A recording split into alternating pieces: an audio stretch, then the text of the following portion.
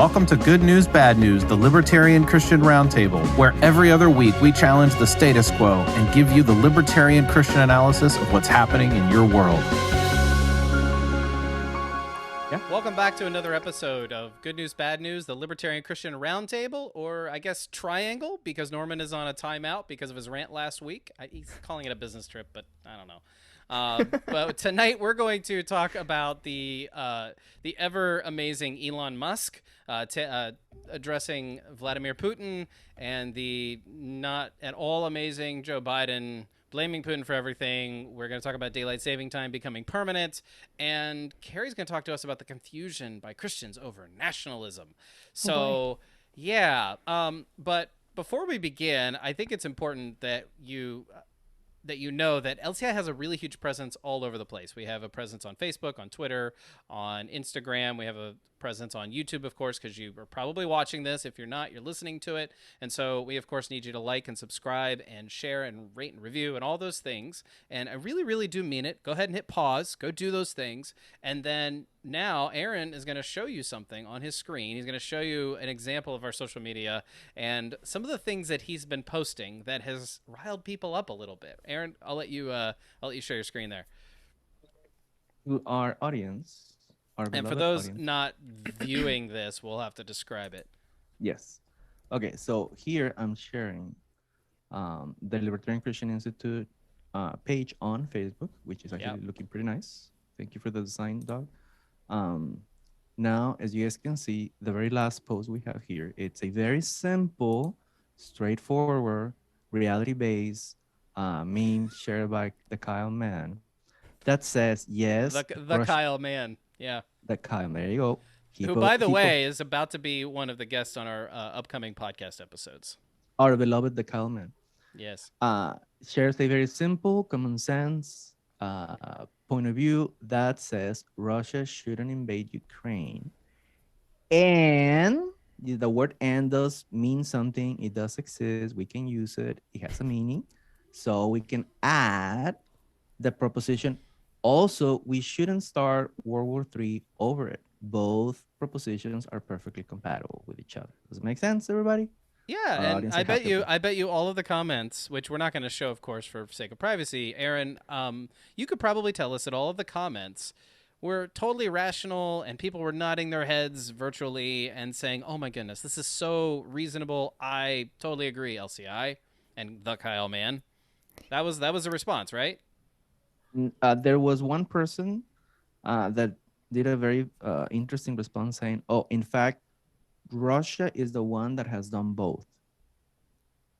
Oh, well, interesting, right? Well, it's not a world war yet. That's literally what I said. You guys can go check. I actually answered that in the comments section. Exactly what you said. I just need to be clear. We can believe that Russia shouldn't invade Ukraine, and that the United States shouldn't start World War III because of it. Yes, we can actually do it. That's amazing. Under the absolute authority of the Kyle Man. Opinion. Babylon B is with us. For those of you who have no idea who the Kyle can be Man against is, us. Kyle Man is the editor-in-chief at the Babylon Bee. Right. So we have full authority to believe both propositions because they have been approved already. And they're perfectly rational, common sense. And also, guys, other ones. Okay. We should just make that a soundbite so that we can play it every single time somebody gets confused over it. Yeah, we should, and you can just make a GIF out of it, and you just have to respond to everybody's, crazy response with just this meme. Yeah, we can do both. Okay? For sure. So, Aaron, this is not just a single incident. I mean, our Facebook page and the things that we share that are rational. I mean, some things are meant to be provocative, of course, but there is a sense in which there are a lot of Christians and libertarians who are very confused over what it is that they can be in favor of. And it's like, I think it's sort of like our impulses that we have to take sides. And so you have the president, Joe Biden, sort of blaming Putin for, all the ills of the last 2 years of his presidency, even though Putin's really only affected the last month or so. It's gas prices are because of Putin, and all these other things are because of Putin. And it's like, hey, let's look over here at Vladimir Putin and just like blame him for everything. So a lot of Christians are also very, very confused.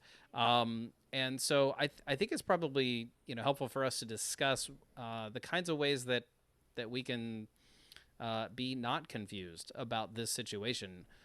Carrie, I think you have one example of someone who is befuddlingly confused. Very, very confusing or confused. Yeah.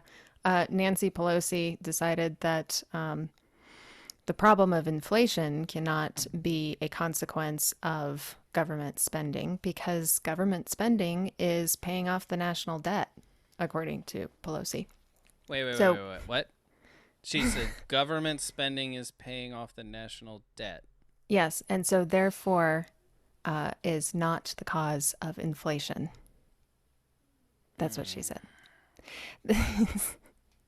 At some point, right, we have to say, hey, the government might be responsible for some of the crap going on that we're experiencing right now. Yeah. But everywhere we turn, it's not our fault. It's Russia's fault. It's or not a consequence of our. Yeah, where it's not because we're printing all kinds of money and sending out stimulus checks. No. That's not how that works. Well, we have that one too, right? It's also and when all else fails, it's Trump's fault. Well, yeah. I mean, it's now to bring it a little to bring the point. This was the thing. Long time ago, printing money would always cause inflation. Something happened in 2008. The Fed found a way to create money without going into the markets, so it didn't create a lot of inflation. Now, 2020 and on, they found a way for the Fed to create money, and the federal government, through fiscal policy, ensure that the new money ended up in the consumer markets, pushing up the prices of consumer products, including gasoline. So there's no way out of it. We're spending way more than the supply chains can produce, and everybody knows it. There's nobody that has denied that we have a supply chain problem. If we have spending, more demand than the supply is going to increase prices. That's what we've been saying, inflation, and that's backed by the Fed creating new money and the federal government ensuring that money and the derivatives of that money end up in the consumer markets, pushing prices up, and the national debt is not being paid on top of that. That's insane. Okay, yes. So that's what happened. I'm trying to actually look for that example. Let me show you guys one more that I really, really, really enjoyed. That it pretty much goes in the same vein. Give me 1 second. By the way, I have a question for you, Aaron. Have you heard about the cost of production being up 40% or something like that? Yes. I was going to bring that up. Yes. So that means that producers have been kind enough all this time to literally not pass all of the increased costs of inputs of production products. We have had inflation rate somewhat around 8%, 7%, which is really, really, really high to what we're used to it. And on top of that, producers are not passing the whole thing on. There being like some months that he's been like, in annualized basis, of course, 40%, 20%, 10%, and it has not made it. So they're absorbing the cost to some extent, but that can't last forever because they have to survive. Exactly. So they aren't greedy capitalists? Now, this is the interesting thing. People that they want to survive, Carrie. So, maybe they're long-term greedy capitalists, which is just wow. There's a lot of sarcasm. Now, this is where it gets tricky. People literally go and look at the companies that made a profit because their costs didn't shoot up. Oh. And they say, you see how they're priced? And as if that represented all of producers. And that's the whole point, that you cannot just go and pick and choose. But even still, it's a standard refrain. Prices go up and somebody's like, they're just being greedy. And, if the cost of production is actually up 40% and we're only feeling 8% of it, that's clearly not greed. And for small business owners, I was actually having that discussion with Doug in the morning. No, in the afternoon. The one-off among many of the social functions of the entrepreneur, and much more so the small business owner, is to provide a final good that has a very stable and predictable price, carrying on all of the risk of a very volatile cost of production that can Yep. go up and it can go Yep. down completely unpredictable. That's Yeah. something that we don't talk about it. And that's because we don't talk about the social functions of entrepreneurs and small businesses. That's precisely why they're easily maligned in the public eye, because we do not talk enough about all the social benefits and functions of entrepreneurs, specifically small businesses that cannot actually afford those super hypes and still carry Yeah. on the risk. So There are- small businessmen are Superman and women. And I was going to say, yeah, no, it literally Well, no, everybody, even kids. They really are. egalitarian They, here. Just they kidding. are. In fact, I actually know a local story without revealing any names or anything like that, where it's not really a story. It's just that I have inside information about a particular person in an organization or in a company who has worked very, very hard at dealing with supply shortages and dealing with the ability to get them, and what the end result, because they're a producer of things, so they have inputs and they have to get supplies, and then they create things with those supplies and they send output a stable priced product, like you said, Aaron. And what you have is this guy, we'll call him John, who is able to think ahead, work very, very hard at making sure that on the other end of things, they get a stable price. Now, might be going up a little bit, but it's also that they actually get it on time, and there's more factors than just the price. It's predictable as much as possible, even in 2022. So John has been going crazy, really, in making sure that the acquisition of things doesn't cost the company much, so that they can actually say, hey, consumer, client, whatever, we don't have to up the price 40%. We're only going to up our price 2.5%, which is our normal price increase, or something like that, right? And so you have people working tirelessly to actually not just absorb the cost, but like deal with it in a way that's strategic or clever, or they had foresight and they knew they had warehouse storage and they were able to clear it, or all kinds of different things, so that And the on average insurance. price, yeah, so that the average price doesn't have to go up, or they could buy in bulk. There's all kinds of ways that people are trying to please their customers. These greedy people just trying to please their customers. Sorry, I Okay, started. so let me show you. Man, I'm Let, gonna let be me on show you a timeout next meme. week here. Okay. let me show We you all guys. get a timeout. Okay, this is not the B. I promise you guys, it's not the B. I wish it was. Okay, ready? Yep. It's a meme that is not a meme. Sadly so. Soaring gas prices are hurting Americans, so it's time for more stimulus check. Oh my gosh. The government needs to push prices up more so that the gas prices continue to go up, or something like that. I remember when liberals, sorry, not liberals, I shouldn't say that. They're not liberals. They're Something illiberals. on- I remember on the when leftists Progress. really wanted gas prices to go high so that more people would buy Teslas or electric vehicles. Oh, but Vehicles. that is what we're supposed to do now. You can't afford gas prices, go buy a $50,000 Tesla. You can't pay off your student loans, but you can somehow afford a Tesla. Yes. Yes, all the single moms out there are sighing. Okay, Doc. Okay, yeah, he's back. Okay. Nice. Okay. Carrie, how are Christians confused over this issue with nationalism? We're going to jump back to Ukraine-Russia controversy. Oh, yay. More confusion. So, okay. I found this article on, I believe it's The Conversation is what it's called. Yeah, The Conversation. Their tagline is academic rigor, journalistic flair. So they're talking about how Ukraine is winning its war for freedom, right? And they're pointing out that the thing that is really helping them fight for their freedom is basically their nationalism, their sense of nationalistic identity. And of course, for the past, 2-3 years, I mean, it was certainly before COVID that this criticism came up. Actually, it was because of Trump that this criticism came up. Christians on the right were being criticized for being nationalists, right? So then the term Christian nationalism became a thing and was also a bad thing. Now, just for clarification for our listeners, we are not nationalists. We oppose nationalism. But, there are also things that are getting thrown into that term, Christian nationalism, which happens to include some classical liberal ideas that America was founded on.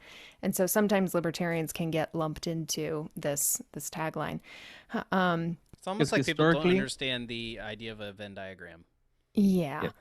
Yes. So I think that happens in the United States because we have, historically speaking, we have the beginnings, if you wish, we're classical liberals. So you can say that the nation is closely connected to classical liberalism. Well, our public discourse is in desperate need of some nuance, but at any rate, now,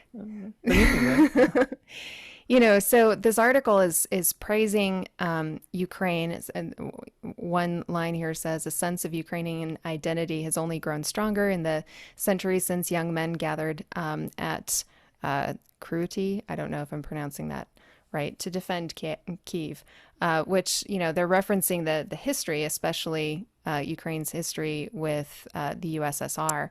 And one of the things that they point out is that when the USSR was, taking Ukraine in, right, they didn't want to acknowledge the nationalistic feelings that Ukrainians had. They had a different language, they had different customs, different, the social structure and that sort of thing. And they're pointing out here that the bad guys in this whole thing were the people who were trying to shut down any sort of sense of identity that these people had, as a community, as a nation. And so, that was the socialists, the communists, who were trying to take away the identity and cancel it, you might say. And now it's being praised as a mode of fighting for freedom. And yet for the past 2-3 years, you've had conservatives and libertarians appealing to some of our own, you might say, characteristic features of American identity, which we just mentioned, are some classical liberal ideas. And, that's being quote unquote canceled. That's being dragged through the mud. That's being, we're being told, no, you can't actually, like, the Constitution has now become a dirty word. You mentioned that, and it's just like, you must think that's divinely inspired, and so you're a Christian nationalist. I mean, it's insane the lack of nuance that is happening right now, but it is quite a bit of hypocrisy. We don't have to be nationalists, but also denying our own history and some of the principles that our country was founded on, which are good. Is that the Constitution? I mean, with all the nuances that that I would add to this comment, it's supposed to limit. I mean, just if you read the Federalist Papers, it's supposed to limit literally nationalist encroachment over localities. Right. Well, and anybody who has spent any significant time in libertarian circles knows that we even have our own criticisms of the Constitution and of John Locke in himself. So but the point is that we can have those conversations with some nuance and without ridiculing people that we disagree with, and outright canceling them. But now it's like, it's okay that Ukraine is fighting for freedom using violence and from a sense of nationalism, because Russia is bad. And yes, Russia is bad. We've been through this. Russia should not have invaded Ukraine. But at the same time, do we really want to be praising nationalism, and do we really want to be deriding people at home who also want to fight for freedom in peaceful ways? Only Ukrainians are allowed to fight, to have certain sentiments or what, something like that. Like, just odd. Yeah, I don't quite get it. No. So I know you don't get it. Yeah, no, it's kind of confusing for a lot of people, I think, because we know we don't want war. We just spent 20 years roughly at war, and I think Americans are a little bit war weary. There might be some who are kind of like, oh, we need a new war to fight. We need to fight, somewhere. At what point does the question that comes to my mind is, at what point is this something that's a little bit more like self-defense rather than nationalist uprising, or not nationalist uprising, but nationalist rebuttal of Russian of the Russians invading? Do you know what I mean? Like, there is a point at which I'm like, well, my gut intuition is that Ukrainians should stand up and fight, right? They have to. And as a people, and in some And ways, even people that in are my not Ukrainians help out. right? That's Yes, how it is. exactly. Well, and the thing in my mind is like, well, does it matter that they're nationalists, or are they just getting through the moment? And what rallies them is the fact that we're together in this. Hey guys, we're in this together. And They're using a let's- commonality. Yeah, Yes. I think one thing Look each other that Aaron has raised in the past, it might have even been on our previous episode, is the necessity to distinguish between the people and their governments. Yeah. The states, yeah. Yeah. And that results in some major confusion, because I think we can see, libertarians can see that the governments of Ukraine and Russia have been behaving badly. And One way or another.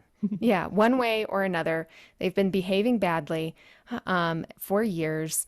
And the people that are getting hurt and drug into this are the people who have nothing to do with government. They're the regular, everyday people who just want to go and live their lives, and they don't have, they don't hold anything against, Russians, or, and the Russians don't hold anything against the Have some Ukrainians. kind of sense of predictability. Yeah. So they can make their plans for the future. Yeah, I think it's very important that we make it absolutely clear that the people who have started this conflict are governments, and they are dragging peaceful people into it, and that's what's wrong. Yeah. Yeah. Well, So let's do it again.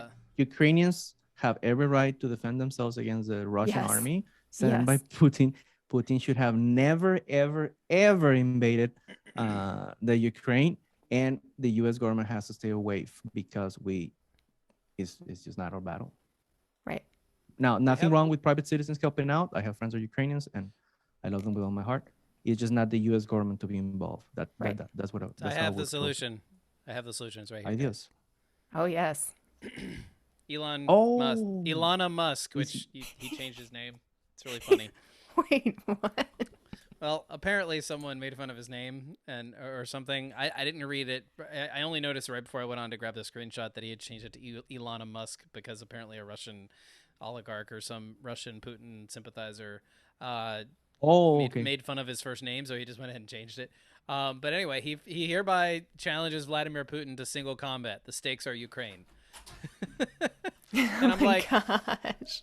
yeah, okay, this is how we should do this. This is how we should, just one person. As a kid, I was like, why don't they just use the Olympics to stop, to help resolve all of our conflict? Be like, you know what? If you don't you win look in the at the Olympics, silver you medals. can't go into that country. It's just not possible. You just can't do it. You Unfortunately, see, life they doesn't invade. work that way You look around at the silver medals, and then whomever's higher on silver medals, because like neither brown. Yeah. So there's some kind of balance, and that's the one that's going to win the argument. And that's it. Yeah. No war. Yeah, no war. Oh man, that would be really great. That would be great. You know what else would be great? We're gonna end with the permanence, maybe, possibly, depends on what the House says, and the president, of daylight saving time. So it's possible that after all these decades of our lives, of everybody complaining once a year because we always like the 1 hour later in the year that we would get extra overnight, that we're going to make it permanent, not have to stop changing our clocks. Not have to Yay. change our clocks twice a year, or the one time a year. Like, why don't we just keep moving our clocks back every 3 months? So By the way, every guys, 3 months we get an extra hour of sleep. we could have had 4 people if it wasn't because of the daylight savings. Oh man. Just saying. Oh, We could have had 4 people, daylight not just 3. savings. Oh man. So the government has influenced our podcast already. I would just like to go on the record to say that this is only a half good solution. We should be on standard time. Not, Yeah. The more I not daylight actually time. the more I actually research it, I'm like, oh, I guess if I had to, Especially since daylight time, they've been able to show that on daylight savings time, your energy costs actually go up. So thanks, government. You're still It- You making know it- it what? everything more I bet you expensive. the energy lobby is lobbying for this. Oh my it gosh. This is is the it is public a choice time theory involved here. it is a time discoordination created by the government. It is a mini how to say Austrian business cycle when it comes to A daylight time nano, savings. more or Yeah, less, it's a micro. nano, yeah. But it's Yeah, still yeah. we got a You lot know of what, investment mistakes. Aaron? You know what we should do? We should just What? privatize timekeeping. That's exactly where I was gonna go. We should Just all SAP. have our own. I mean, I actually sometimes wonder if the people I hire to do things like to like build an addition on my house or like whatever it might be, like, do they run on the same clock I run on? Because like I've had people tell me, yeah, I'll be there 2 tomorrow, and they like show up at sometimes at like 1:30, So, sometimes at 3:30. I'm like, are we all on different time zones? so are you saying that I it's don't kind know. of privatized already in reality? And we're Yeah, just you been know, in goofing around reality, ourselves? it's privatized, so you know, it'll give people incentive to actually talk the same language rather than be like, "Oh yeah, I'm going to show up at 3:30," and then they show up 3 days later, or something like that. I don't But know. by the way, before we end, we're gonna show the latest articles of the last 2 weeks. Is that good? Yes, Oh, cool. I Yeah. should have worked this in, but Yeah. I was a terrible host. You're fired. I actually kind of All like right. it because it's like, how do I say this It's without nice to sounding change. bad? It's nice to change it up a bit. You always need a point of point of reference. Let's just say that. Yeah. Okay. Okay. So let me show you real quick. Share the screen. Yep. Ready, guys? Mm-hmm. Okay, the latest one by Listeners, you're missing out. I Yes, know. you are. Actually, I'm you're gonna not, try because to he's going to read you the titles. I'm gonna try to describe as best as possible, but there's nothing like looking at our amazing website that you want to visit every single day. Okay, so Every single hour. You have to that's keep where your they need to browser go. open at libertarianchristians.com. 24/7. Okay, I think Chrome does let you do that. Okay.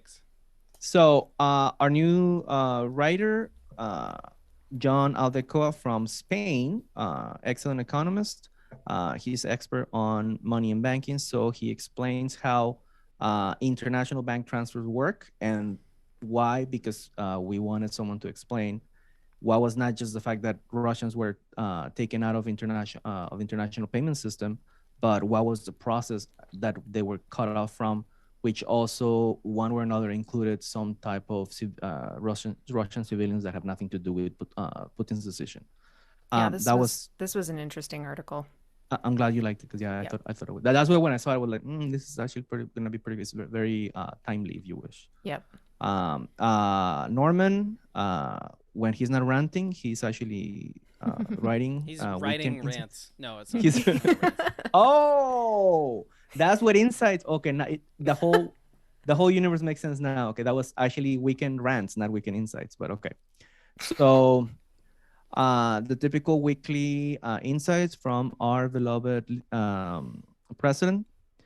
And then John Locke is not a libertarian. This one is actually very now for the John Locke fans, there are libertarians guys, read this article, then go watch and listen to Stephen Kinsella's presentation on Locke's big mistake.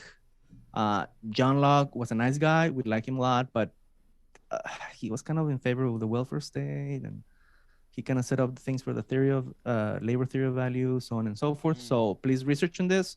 Okay. We still look up to him, but yes, the mistakes were big, and nothing wrong with it. We're building up on his shoulders, so we shouldn't look at it as being anti-Lockeans, but we do have to talk about these issues because non-libertarians would use those passages where Locke defends some type of government intervention, some type of state intervention, to minimize the libertarian case for fully privatized society. So that's why I thought it was very important to have this article. In other words, we need nuanced conversations. That's exactly where I was gonna go. And the last article in the last 2 weeks, a book review from Woke Racism, highly recommended for you guys to read it. This book is the #1 book of 2021. I promise Oh, you, wow. you will not be disappointed in woke racism. And And the Jacob review Kim, itself. who is and of course Jacob Kim writes an amazing review on it. He doesn't just if I were to write the review of woke racism, I would have zero, no, I'd probably pick one tiny little nit with John McWhorter because I'm a huge John McWhorter fanboy. But anyway, the book's amazing. So yeah, it's amazing. You get a very good book, and the review, it has a libertarian and Austrian point of view that is very, very insightful about how we coordinate our investment of our tax dollars. Very, very important for libertarians to discuss this kind of issues, even though libertarianism is not and cannot ever be a lifestyle nor a cultural movement. Culture, government does affect and spends money, our tax money, on cultural issues, and we have to be aware of what the federal government is doing with our tax money, even if we agree, and even more so we don't agree with how they spend their money. So those are the last 2 weeks articles. You guys are invited. Please go and look for them, read them. They're very interesting, and they were hand-chosen by us. Guys. Yes, Libertarian hand-chosen, handwritten, Yes. hand wrung. There's no moisture in them at all. We've wrung them out, and they is our best. And I am not doing the metaphors right. But No, anyway, you're not. we will end this on a high note, or something. I don't know.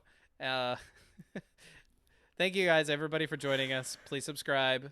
Share this with your friends. Oh, actually, one of the most important things also is Faith Seeking Freedom. The podcast is available, and we are like 8 episodes in. They're very short, as in like 5 to 10 minutes. I think one of them's 12 minutes. They're like, you can like go to the mailbox and back and listen to it if you live in the country. So you can listen to Faith Seeking Freedom podcast at libertarianchristians.com or wherever you get your podcasts. All right, Aaron, Carrie, I guess we'll call it for the week. See you later.